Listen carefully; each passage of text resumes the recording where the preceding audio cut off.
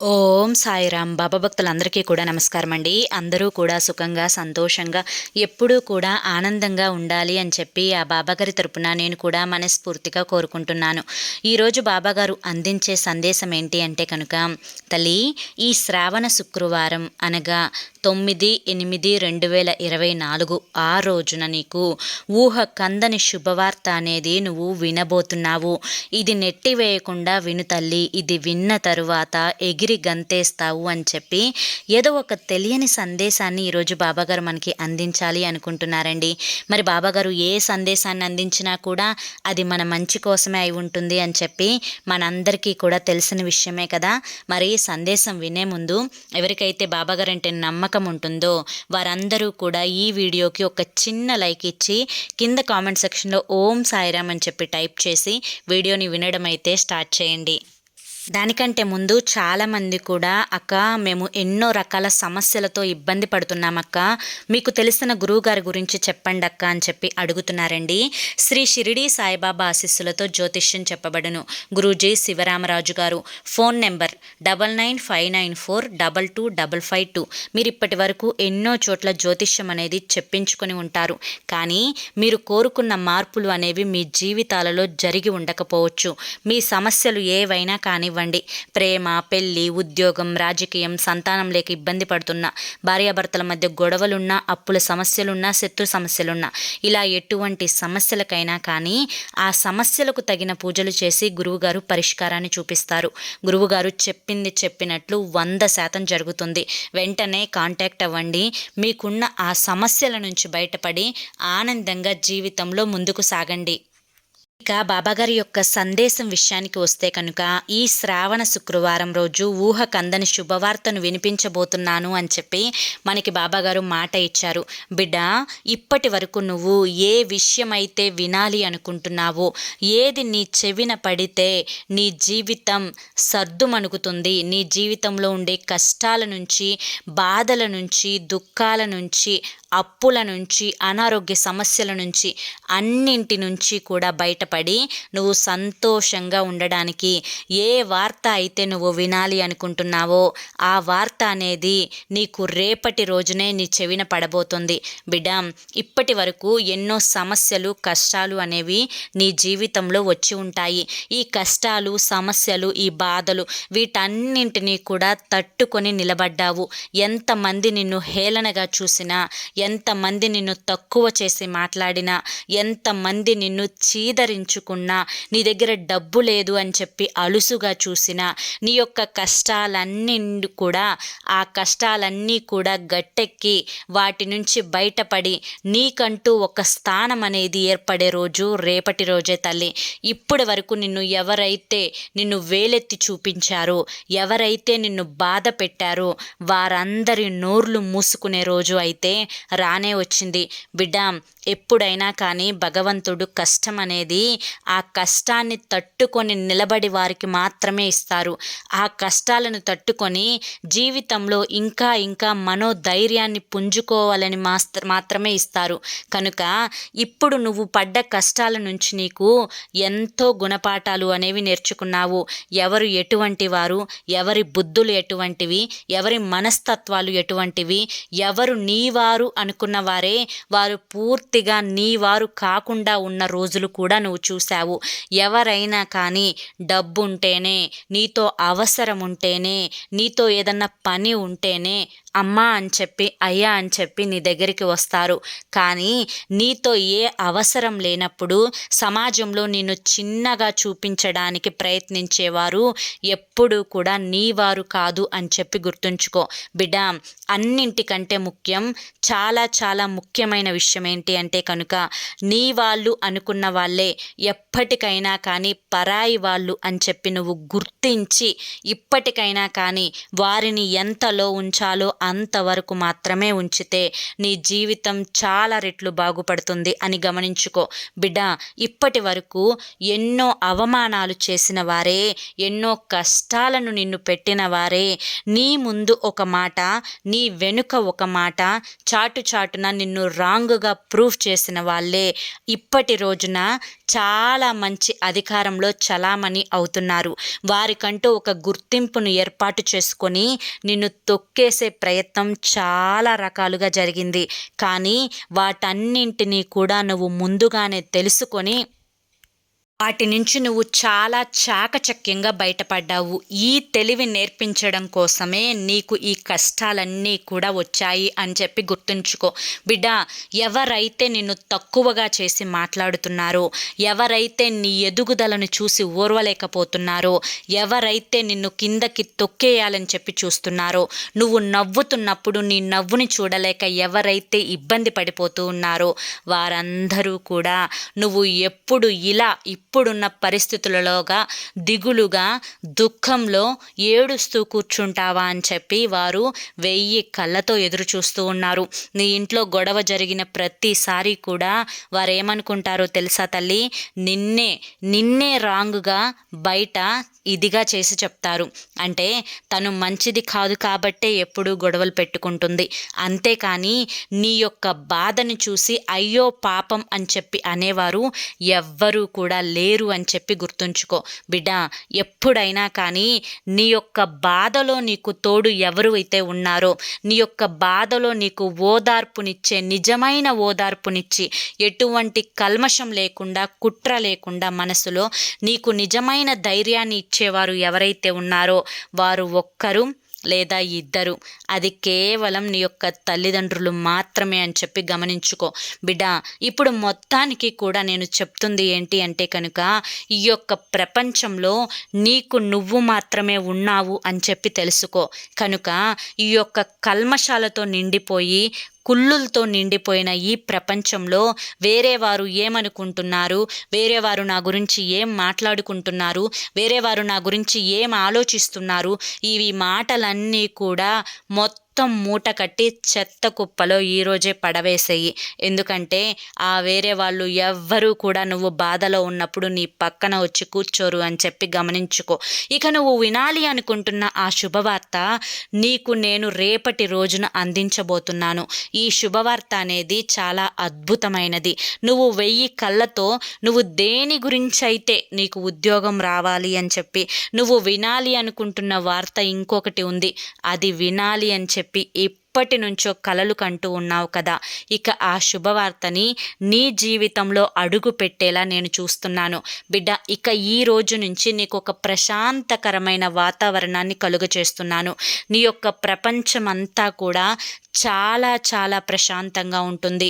నీ ప్రపంచంలో ఎవ్వరూ కూడా ఈర్ష్య పడేవాళ్ళు, అసూయ పడేవాళ్ళు, ఎవ్వరూ కూడా నువ్వు ఎదుగుతుంటే ఏడ్చేవాళ్ళు లేకుండా చేయబోతున్నాను. అలా అని చెప్పి అది నీ మనసుని నువ్వు స్థిమితపరచుకోవాలి. ఎందుకంటే నువ్వు ఉంటున్న ఈ కలియుగంలో నీ చుట్టుపక్కల ఉండే వారందరూ కూడా వారే. కేవలం నీ మనసు మాత్రమే, నీ యొక్క ఆలోచన విధానం మాత్రమే వారిని నీ మెదడుకి తాకకుండా చూస్తుంది. కనుక అటువంటి వాతావరణాన్ని, అటువంటి పాజిటివ్ ఎనర్జీ లెవెల్స్ని నీలో నేను కల్పించబోతున్నాను. కనుక ఇక నువ్వు ఇకపై దేని గురించి ఆలోచించాల్సిన అవసరమే లేదు. నీ గురించి నువ్వు ఆలోచించుకో. నీ స్వార్థం నువ్వు చూసుకో.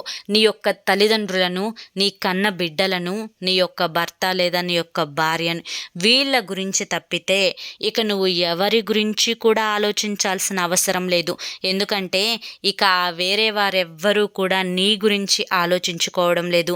ఎవరైనా కానీ నీతో అవసరం తీర్చుకొని అవసరం తీరిపోయిన తర్వాత నువ్వెవరో నేనెవరో అన్నట్లుగా ఉంటున్న ఈ ప్రపంచంలో నువ్వు బ్రతుకుతున్నావు అని చెప్పి గమనించుకో. ఎప్పుడైనా కానీ అదృష్టం ఒక్కసారి తలుపు తడుతుంది అని చెప్పి నేను ఇప్పటి వరకు నీకు చాలాసార్లు చెప్పాను. రేపటి రోజున నీకు మహా అదృష్టం అనేది తలుపు తట్టబోతోంది. వెంటనే మేలుకొని ఆ తలుపులు తీసే ప్రయత్నం చెయ్యి. అప్పుడే నీకు అదృష్టం నీ ఇంట అడుగుపెట్టి నువ్వు కోరింది నీకు ఇచ్చి వెళ్తుంది అని చెప్పి గమనించుకో. బిడ్డ, ఇప్పటి వరకు నేను ఏదైతే చెప్పానో అంతా కూడా నీ జీవితంలో జరిగే ఉంటుంది. ఒక్కదానివే కూర్చొని 4 గోడల మధ్య కన్నీటిని కార్చుకుంటూ కూర్చుంటే నీలో నిన్ను నువ్వు హానిపరుచుకున్నట్లు, నిన్ను నువ్వు నష్టపెట్టుకున్నట్లు, నిన్ను నువ్వు కష్టపెట్టుకున్నట్లు నీ మనసుకి కూడా నీకు కష్టపెట్టే హక్కు లేదు అని చెప్పి గమనించుకో. ఎందుకంటే ఈ యొక్క ఆత్మ అనేది చాలా పవిత్రమైనది. ఈ ఆత్మని నువ్వు ఎంత శాంతంగా ఉంచుకోగలిగితే ఆ ఆత్మ నీకు అంత సంతోషాన్ని ఇస్తుంది అని చెప్పి గుర్తుంచుకో. కనుక నీ మనసుని కూడా కష్టపెట్టుకునే హక్కు నీకు లేదు. దేని గురించి ఆలోచిస్తున్నావు? ఏం కావాలి నీకు? ఏం కావాలి అన్నా కూడా ధైర్యంగా నా పాదాల దగ్గరికి వచ్చి అడుగుతున్నావు కదా తల్లి. అన్నింటినీ కూడా నేను ఆలకిస్తూనే ఉన్నాను. నారు పోసిన వారు నీరు పోయకుండా ఉంటానా చెప్పు? కనుక నీకేం కావాలి, ఏ సమయంలో నీకు ఏది అందించాలి అని చెప్పి మొత్తం కూడా నాకు తెలుసు. కనుక నీ యొక్క పూర్తి బరువు, బాధ్యతలు, భారాన్ని నా మీద వదిలేసి నువ్వు ప్రశాంతంగా ఉండే ప్రయత్నం చెయ్యి. బిడ్డ, ఏదైతే నీకు అది దక్కకుండా ఉంటుందో, అది దక్కలేదే అని చెప్పి దాని గురించే నీవు జీవితాంతం కూడా నీ మనసుని కష్టపెట్టుకోవాల్సిన అవసరం ఏముంది చెప్పు? కనుక ఆ దక్కలేదు అన్నది నీకు ఎందుకు దక్కలేదు? అది నీ దగ్గరికి వస్తే నీకేదైనా నష్టం జరుగుతుందని కాబట్టి నీకు దక్కలేదు. కనుక ఆ నష్టం అనేది నీ నుంచి దూరం అయిపోయినందుకు నువ్వు సంతోషంగా ఉండాలి. ఆ నష్టం నీకు జరగకుండా కాపాడినందుకు నువ్వు నాకు ధన్యవాదాలు చెప్పాలి. బిడ్డ, ఒకటి మనకి దూరం అయింది అని చెప్పి అంటే కనుక దాని అర్థం అంతకంటే రెట్టింపు సంతోషం నీ దగ్గరికి రాబోతుంది అని చెప్పి అర్థం. ఈ యొక్క రెట్టింపు సంతోషాన్ని అనుభవించాలే కానీ దూరం అయిపోయింది అనే బాధలోనే నీ యొక్క సగ జీవితాన్ని గడపకూడదు. ఈ యొక్క ప్రస్తుత సమయం నీకు అనుకూలంగా ఉంది. ఈ సమయం ఏదైతే ఉందో, నీ యొక్క అనుకూలత ఏదైతే ఉందో అది కేవలం నీ యొక్క మానసిక స్థితి మీదే ఆధారపడి ఉంటుంది.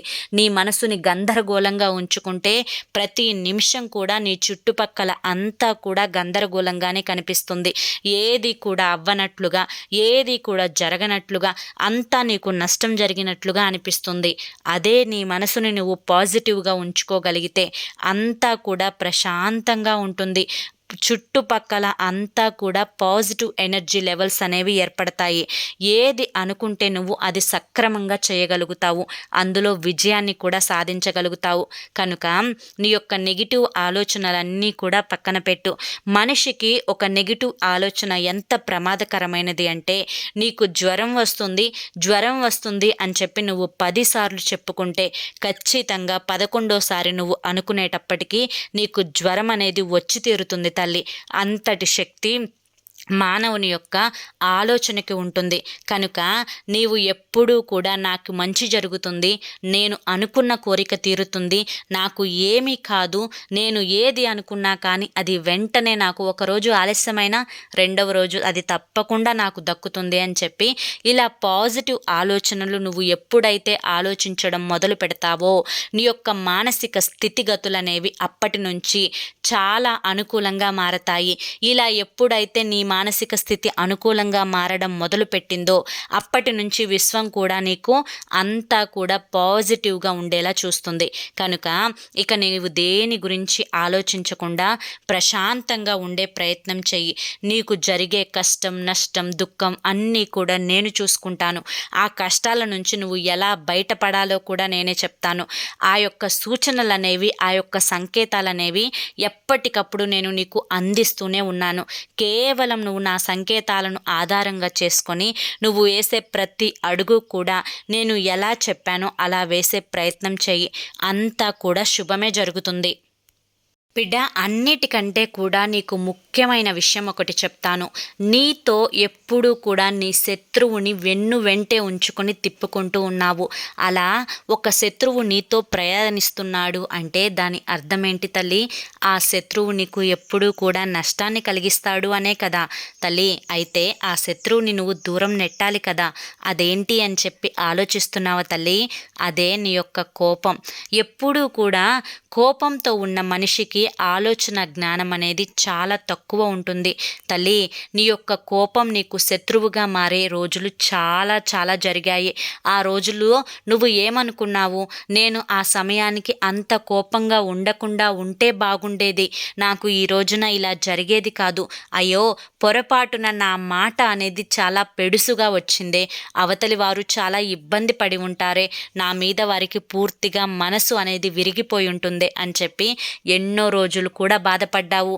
ఆ ఒక్క నిమిషం నేను కోపాన్ని కంట్రోల్ చేసుకొని ఉంటే చాలా బాగుండేది అని చెప్పి ఎన్నోసార్లు ఆలోచించుకున్నావు.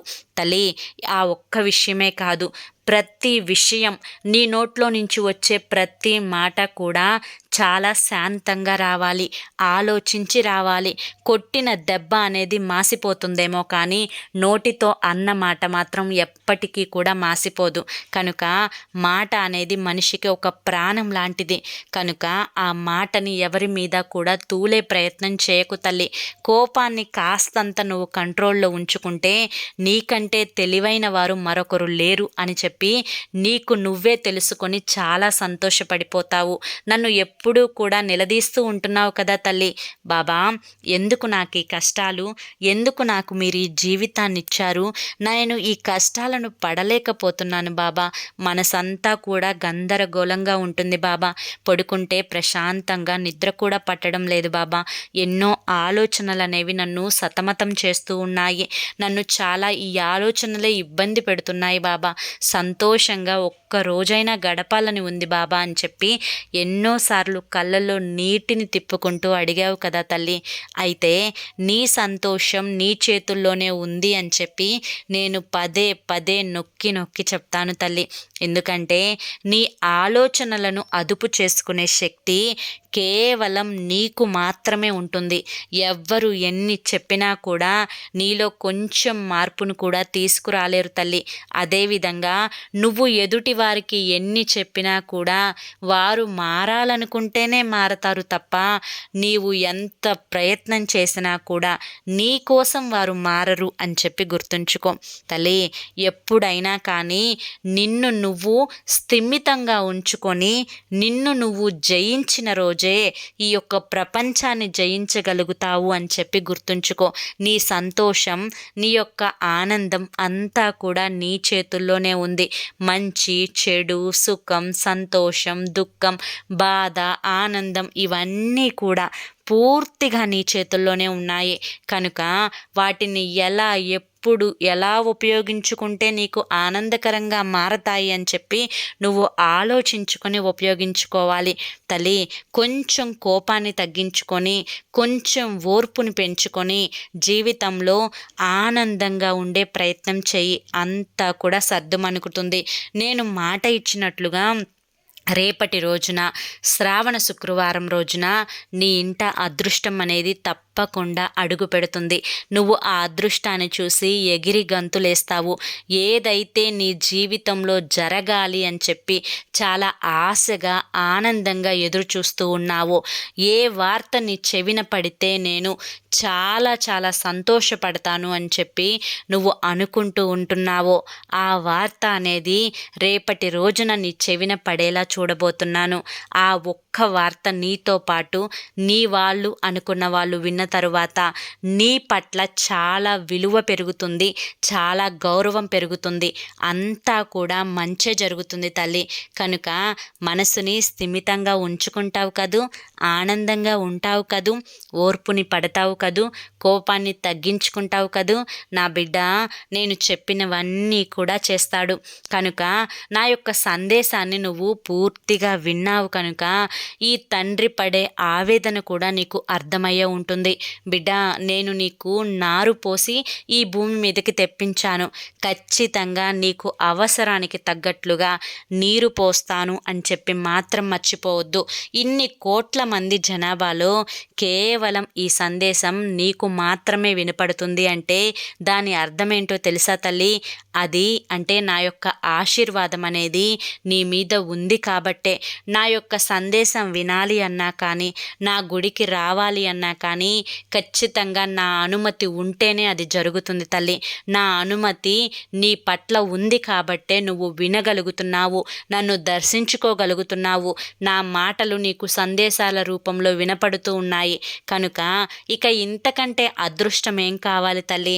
మరి రేపటి రోజు కోసం ఆనందంగా ఎదురు చూడు అని చెప్పి ఈరోజు బాబాగారు మనకి చాలా చక్కటి సందేశాన్ని అందించారండి.